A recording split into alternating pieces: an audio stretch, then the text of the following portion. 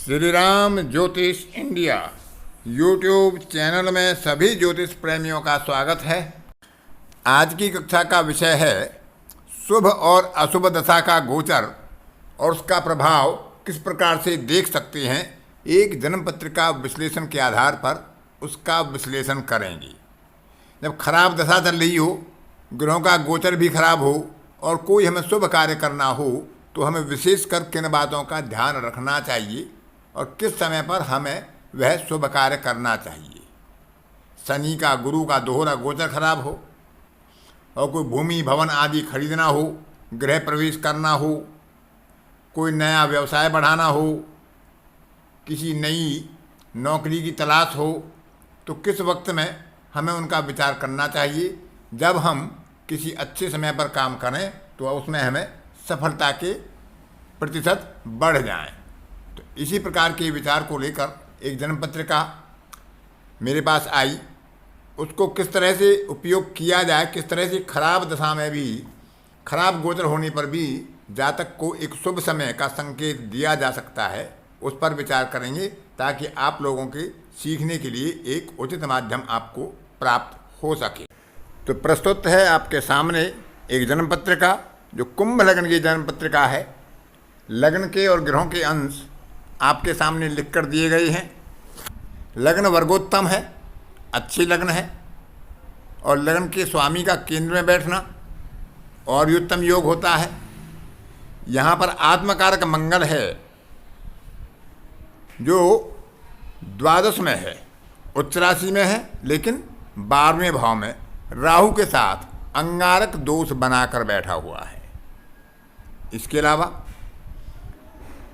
जो केतु है वह अकेला है 6वें भाव में और केतु का स्वामी नीच राशि में 10वें भाव में गजकेसरी योग बनाकर बैठा है। एक बहुत ही उत्तम बात इस जन्म पत्रिका में है कि जो जन्म नियंत्रक ग्रह हैं वह दोनों राहु और केतु के स्वामी परस्पर समसप्तक संबंध बनाते हुए चतुर्थ और 10वें भाव में अपने मित्र राशियों में हैं। चंद्रमा नीच राशि में अवश्य है, लेकिन मंगल उसके लिए मित्र है और उसका राशि स्वामी उच्च होने के कारण चंद्रमा की नीचता भी यहाँ एक तरह से भंग हो जाती है। इसी प्रकार से दोनों का आमने सामने होना, चतुर्थ और 10वें में होना व्यक्ति को कर्मठ और अपने व्यवसाय आदि में सफल बनाता है। इसके अलावा योगी ग्रह 10वें भाव में और अवयोगी ग्रह अपनी ही राशि में, जो राशिपति होता है शून्य राशियों का, उसके स्वामी के साथ है, तो अच्छी स्थिति है। लेकिन एक अंगारक दोष और जो नवमेश और 10 चतुर्थेश योगकार ग्रह शुक्र है, उसका सूर्य के साथ डीप कॉम्बस्ट यानी अस्त हो जाना बहुत निकटस्थ अंशों में है। एक अंश से भी कम के अंतराल पर वह अस्त हो गया है। वर्तमान समय में चंद्रमा में राहु की अंतर्दशा चल रही है। चंद्रमा षष्ठेश है, केतु की दृष्टि में है, बुध के नक्षत्र में है जो वक्री है और शून्य राशियों का स्वामी भी है। तो चंद्रमा यहाँ गजकेसरी योग बनाने के बाद भी एक अच्छी स्थिति में उसे नहीं कहा जा सकता है। लेकिन धनु नवांश का है, गुरु के नवांश का है और गुरु उसके साथ बैठा है, तो इसलिए स्थिति मध्यम स्तरीय कही जा सकती है। लेकिन इसके बाद उसमें जो अंतर्दशा है उसके परम शत्रु राहु की, जिसने मंगल को यानी दशमेश को चंद्रमा की राशि स्वामी को ही अंगारक दोष में बनाया हुआ है। बहुत ही निकट अंशों में 20 अंश से ऊपर राहु है और 19 अंश से ऊपर मंगल वक्री है। इस प्रकार से राहु मंगल का 10वें भाव में अंगारक दोष जातक को अनावश्यक खर्च, कार्य में बाधा और निंद्रा में व्यवधान पैदा करता है। इसकी शांति कराना परम आवश्यक हो जाता है। लेकिन यहाँ पर जो अंतर्दशा वर्तमान में चल रही है वह शुक्र की है और शुक्र नवमेश होकर 7वें भाव में सप्तमेश के साथ बैठा है और पंचमेश और अष्टमेश के साथ बैठा है। अष्टमेश यहाँ पर वक्री है, शून्य राशि का स्वामी है। इसलिए यह दशा कुछ लाभकारी इनके लिए हो सकती है। आगे सूर्य की दशा है, सूर्य सप्तमेश है, उसकी दिशा में भी अनुकूल फल की संभावना कम की जा सकती है, क्योंकि सूर्य और राहु में षडाष्टक है और परस्पर शत्रुता भी इनमें होती है।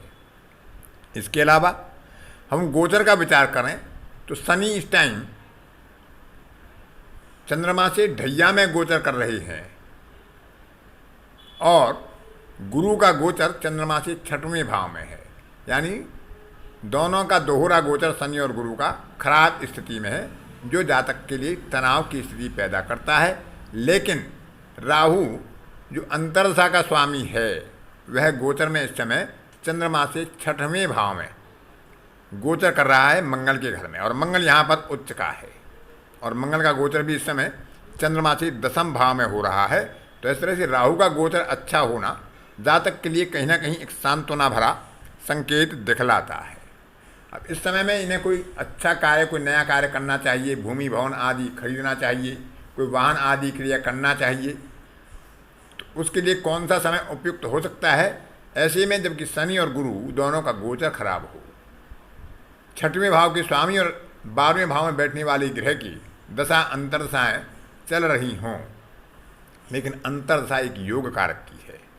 तो इस तरह से हम जब वेद देखते हैं, सर्तोभद्र चक्र में 14 सितंबर से 24 सितंबर तक मंगल और 28 सितंबर से 14 अक्टूबर तक सूर्य का कर्म नाड़ी पर वेद हो रहा है। तो इस कालखंड में कोई नवीन कार्य का विस्तार, गृह भूमि भवन आदि की खरीदारी आदि करना शुभ कार्य नहीं माना गया है, अच्छा नहीं माना गया है। इधर केतु का वेद सांघातिक नाड़ी पर हो रहा है और वैनाशिक नाड़ी पर भी मंगल का वेद हो रहा है, जो इस कालखंड के लिए उचित समय नहीं कहा जा सकता।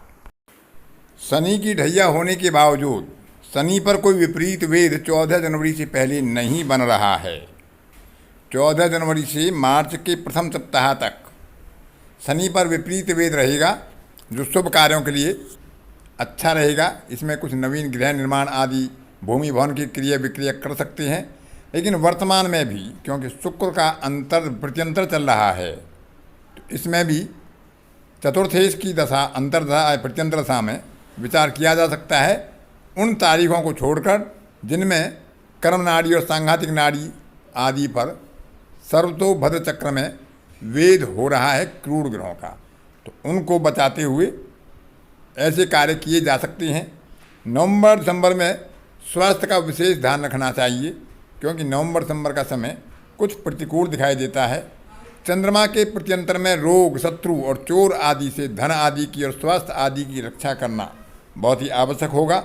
इसलिए मंगल और राहु के रुद्राक्ष ग्रहण करना, ध्यान करना, सोमवार के दिन या सावन के महीने में किसी भी दिन नारायण मंत्र का जप करना और शुक्र को बल देने के लिए जो योग कारक ग्रह है उसका रत्न धारण किया जा सकता है। इसमें शनि के दीपदान किए जाएं और गुरु के मंत्र का जप करना भी जातक के लिए उचित रहेगा, क्योंकि गुरु इनके 64वें नवांश का स्वामी भी है और आगामी दशा चंद्रमा में गुरु की आने वाली है अगले वर्ष से, वह स्वास्थ्य के लिए हानिकारक हो सकती है। अतः गुरु के मंत्र का जप या दान आदि करना भी इनके लिए अच्छा रहेगा। तो इस तरह से हम किसी जन्म पत्रिका में सर्तोभद्र चक्र का वेद देखते हुए खराब दशा में भी किसी अच्छे समय का उपयोग अपनी गणना के आधार पर कर सकते हैं। उपाय आदि के द्वारा, पूजा आदि के द्वारा अशुभ फलों से बच सकते हैं, क्योंकि इनकी कुंडली में योग अच्छे बने हुए हैं। गजकेसरी योग है, जन्म नियंत्रक ग्रह अच्छी स्थिति में बैठी हैं, लेकिन दशा खराब होने के कारण वर्तमान समय अनुकूल नहीं कहा जा सकता। विशेषकर जो तिथियां बताई गई हैं उन तिथियों में अवश्य ही सावधान रहना चाहिए। उसके आगे पीछे के समय में ये अपना खरीद आदि कर सकते हैं, अपना कार्य विस्तार कर सकते हैं। वर्षफल भी इनके अनुकूल है, भूमि आदि का क्रिया कर सकते हैं, लेकिन स्वास्थ्य का ध्यान रखना चाहिए और जो उपाय बताए हैं उनका समुचित पालन किया जाना चाहिए। तो आज की कक्षा में इतना ही। अन्य कक्षा में फिर किसी नए विषय के साथ आपसे मुलाकात होगी। तब तक के लिए अपनी वाणी को विराम देता हूँ। धन्यवाद।